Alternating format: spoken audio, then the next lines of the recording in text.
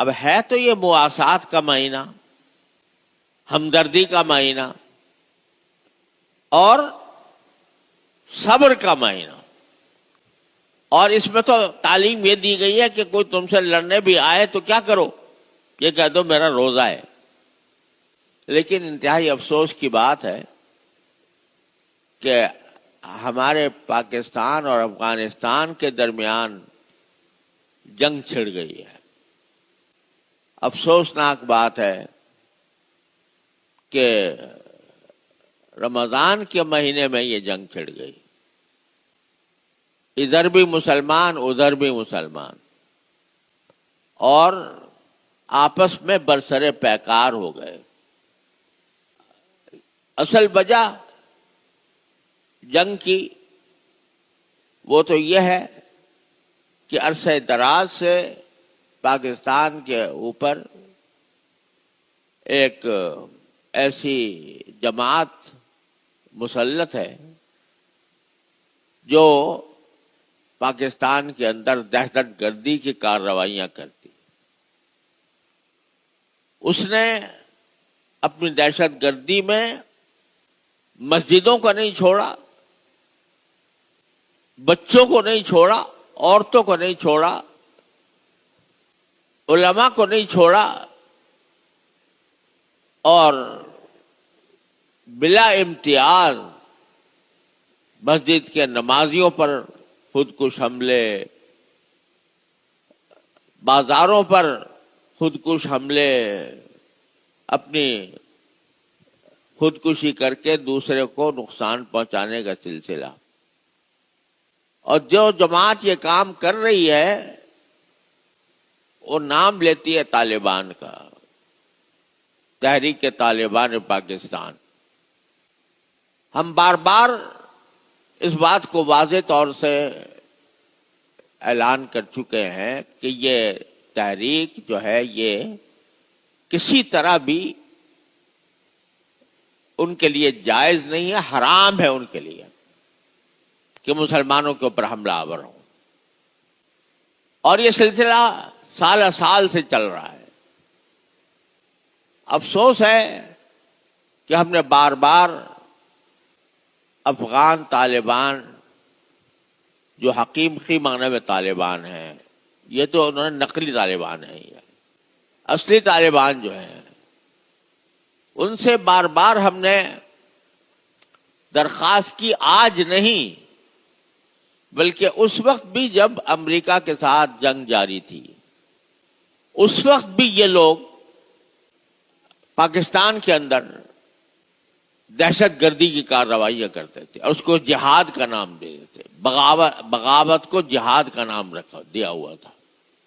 اس وقت بھی ہم نے کھل کر یہ بات کہی کہ یہ ناجائز اور حرام کام کر رہے ہیں، لیکن اور اس وقت ہم نے افغانستان کے طالبان سے، چونکہ ہمارے بہت اچھے قریبی روابط تھے، ہم نے ان کی حتی الامکان اپنی بس میں جتنا تھا امریکہ کے خلاف ان کی مدد کی اور ان کے ساتھ کھڑے ہوئے۔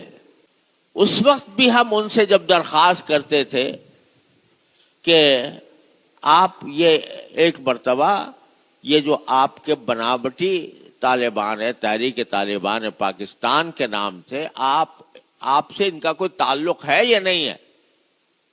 تو وہ کہتے تھے کہ نہیں، ہمارا ان سے کوئی تعلق نہیں ہے۔ تو ہم کہتے تھے ایک مرتبہ کم از کم آپ ان سے برات کا اظہار کر دیں، کیونکہ آپ کا نام استعمال کرتے ہیں۔ لیکن بار بار کہنے کے باوجود اور بار بار اس کا اقرار کرنے کے باوجود وہ انہوں نے اس زمانے میں ان سے برات کا اظہار نہیں کیا۔ یہ رویہ ان کا افسوسناک ہے جو چلا آ رہا ہے، اور اسی رویے کی بنیاد پر اب یہ تحریک طالبان پاکستان کرنے والے ٹی ٹی پی جس کو کہا جاتا ہے، یہ اپنا امیر المومنین انہی کو کہتی ہے اور انہی کا نام استعمال کرتی ہے۔ اور پھر انہی کی زمین سے ہمارے اوپر آ کر حملہ آور ہوتی ہے. یہ سلسلہ عرصہ دراز سے چلا آ رہا ہے.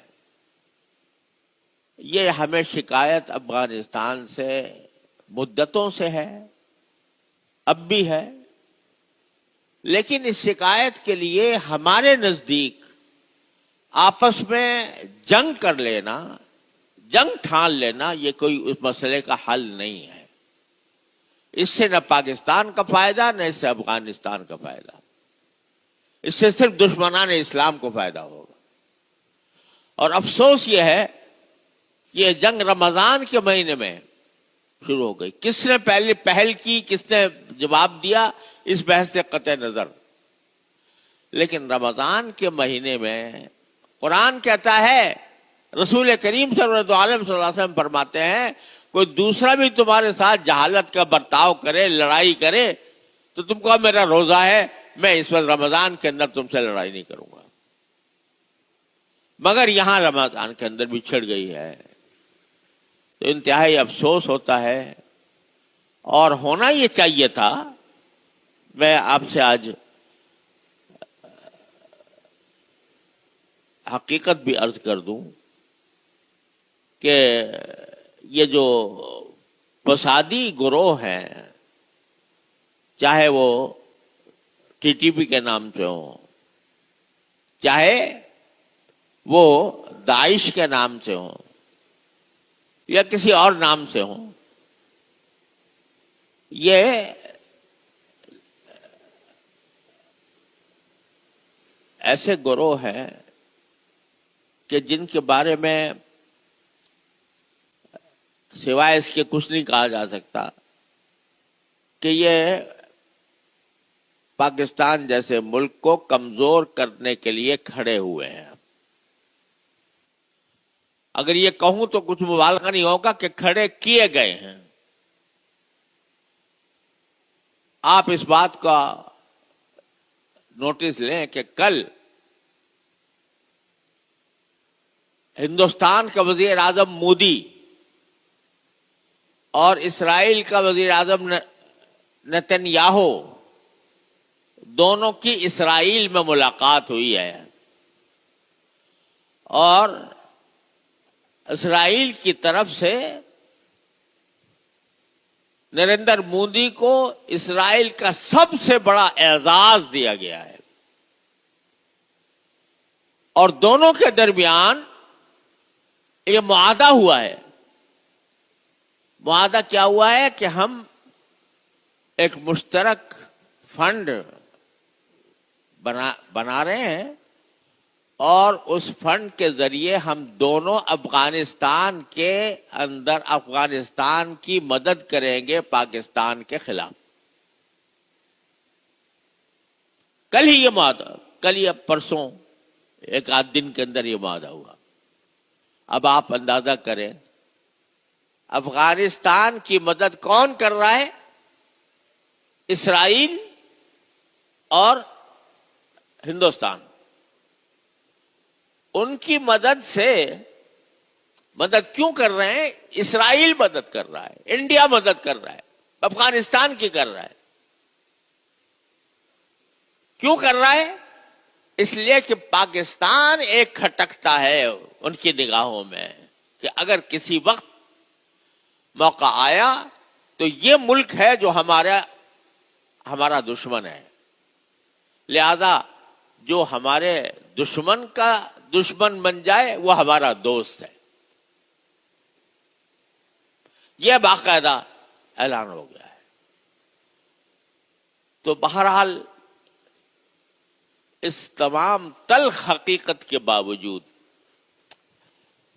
ہم یہ سمجھتے ہیں کہ پاکستان اور افغانستان دونوں کے لیے جنگ کسی بھی اعتبار سے فائدہ مند نہیں ہے. اس کا نقصان ہوگا، دونوں کو ہوگا. اور جنگ کے زمانے میں جب جنگ چھڑ جاتی ہے تو پھر دعوے بھی بڑے اونچے اونچے کیے جاتے ہیں، اور ہر ایک اپنی فتح کے دعوے کرتا ہے اور اس میں دوسرے کو نیچا دکھانے کی کوشش کرتا ہے. حالانکہ اگر معاملے کو سلجھانا مقصود ہو، سچے دل سے مقصود ہو، تو دو مسلمانوں میں کوئی بھی ایسا مسئلہ نہیں ہوتا جو کبھی سلجھایا نہ جا سکے. اس معاملے کو جب لڑائی تک پہنچانا، اور خاص طور پر رمضان کے مہینے میں جہاں یہ حضور کا ارشاد ہے، کوئی دوسرا بھی لڑائی پہ آمادہ ہو، تم کہہ دو میرا روزہ میں نہیں لڑتا. اس میں ایک دوسرے کے خلاف برسر پیکار ہو جانا، ایک دوسرے کے اوپر ہتھیار اٹھانا، ایک دوسرے کے ساتھ کہ جان کے دشمن ہو جانا انتہائی افسوسناک ہے، انتہائی المناک ہے. ہونا تو یہ چاہیے تھا کہ جس چیز کا وہ زبانی طور پر اقرار بھی کرتے ہیں کہ ہمارے ہاں سے لوگ جاتے ہیں پاکستان کے اوپر حملہ آور ہونے کے لیے، لیکن ہم نے اپنی طور پر منع کر رکھا ہے، اپنے طور پر ہم نے فتویٰ دے رکھا ہے کہ یہ پاکستان کے اوپر حملہ کرنا ناجائز ہے. لیکن یہ فتویٰ دینے کے باوجود وہ ان کا نام استعمال کر کے ہمارے اوپر حملہ آور ہوتے ہیں. تو اس کا تقاضا یہ تھا کہ یہ ان سے برات کا، نہ صرف برات کا اعلان کریں بلکہ ساتھ ساتھ ان کو لگام دیں،